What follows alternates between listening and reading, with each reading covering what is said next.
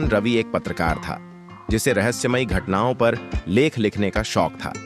एक दिन उसे एक पुराने सुनसान मकान के बारे में पता चला जहां से हर रात अजीब अजीब आवाजें आती थीं। गांव के लोग डर के कारण वहां जाने से कतराते थे। रवि ने तय किया कि वह इस रहस्य का पता लगाएगा।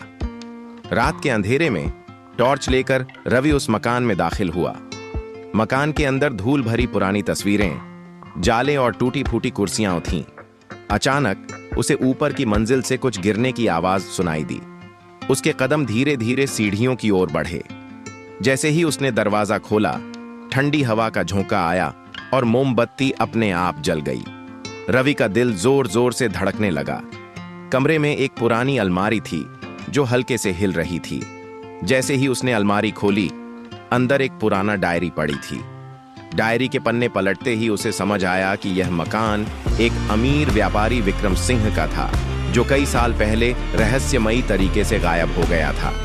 डायरी में लिखा था कि विक्रम सिंह के एक नौकर ने उन्हें धोखा देकर उनकी हत्या कर दी थी और उनकी लाश को मकान के तहखाने में छिपा दिया था। रवि तुरंत तहखाने की ओर बढ़ा।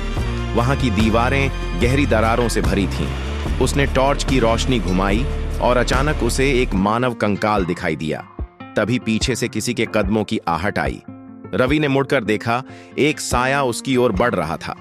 डर से उसकी सांसें तेज हो गईं, लेकिन जैसे ही वह साया पास आया, वह मकान का पुराना चौकीदार निकला।